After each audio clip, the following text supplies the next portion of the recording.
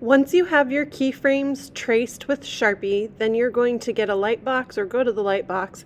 You're going to get your final paper. You're going to line up the correct frame on top of your keyframes and you're going to trace it in pencil. So for example, here was my first keyframe and I am drawing it in the number 1 box of my final frame template. Then my middle keyframe is number 7, so I went and found that one, and then number 12 was my final keyframe for the hatching chick.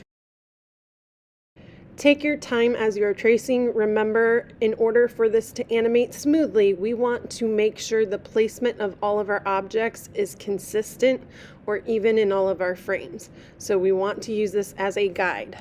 Now I'm ready to go back and work on frame number 2. Out of the 3 keyframes, the number 1 keyframe is going to be closest in style to this one. So I place the number 1 keyframe under my number 2 frame on my template, and I retrace the egg shape and the grass and the ground. Then, because I need to show a little bit of progress, I add a line to show the start of the cracking of the egg.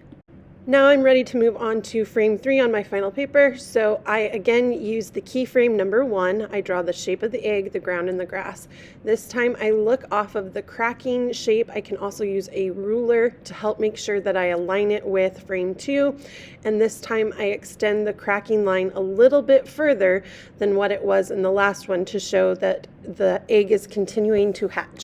I continue the same process with frame number 4, tracing keyframe number 1 and extending the crack a little bit further, and also adding another line over the top to show more space in the cracking. Because my design has changed so much from frame 1, but I'm not quite to my middle keyframe, I decided to take a piece of scratch paper and retrace frame number 4 before I moved on to frame number 5. So if any point it helps you to be more accurate, you can retrace the previous frame and then use that as the keyframe underneath the next frame, so that way you can make sure that everything is aligning, and that way you can make sure you have your gradual changes. So with doing this for frame number 5, I was able to extend the cracking and open up my spacing a little bit more to show that the egg is continuing to progress with the hatching. For frame 6, I went ahead and took my piece of copy paper and I retraced frame number 5 and then placed it under the number 6 frame. So again, I could continue to keep my progress smooth of how the egg was hatching. Now I was ready to move on to my next row. I'm ready to use my middle keyframe. So I put the middle keyframe underneath my final template. This time I moved my paper as I was retracing so that the eggshell went up a little bit for the top part, so that way you could see more of the chick's face to show more progress of it breaking free from the shell.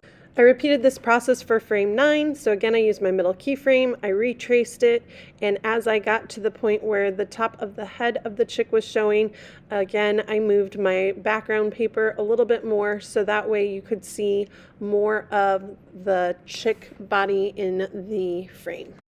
When I got to my final 2 keyframes, I used the middle keyframe to help kind of map out where the ground and the grass were and where the head of the chick should go. And then I started to turn or kind of follow the shape, but turn my lines a little bit to show that the egg was separating and revealing the chick inside. I also used my last keyframe to help me draw what the top of the chick should look like within the egg. And then I also rotated my keyframe, my middle keyframe, to make it look like the top of the egg was starting to fall off of the head of the chick. For frame number 11, I went ahead and used my last keyframe and I retraced the chick because I wanted the full body of the chick to show, but this time I tilted the middle keyframe to start showing that the egg was falling away from the chick. So I made it angle a little bit further than frame number 10. And then I used the last keyframe to help add in the top of the egg falling off of the chick as well. And then that ends all of my keyframes. And so my final step is then to take a thin Sharpie and retrace all of my lines, and then take an eraser and erase any of my lines. Now, as I was going, I did want the opening of the egg to look like it was empty or breaking apart, so I did go ahead and use my marker to color in those areas. So if you have anywhere that really needs some black, you could go ahead and color that in with the Sharpie. Again, you're going to erase any pencil lines that are extra and left over. Just a reminder, you need to have at least 12 frames, but you can use up to 18 frames for your animated GIF. Remember, using your keyframes is the principle of animation of pose to pose. It will help you pace your animation, and it will also help make the animation more smooth because you're able to keep your shapes more similar using them as a guide.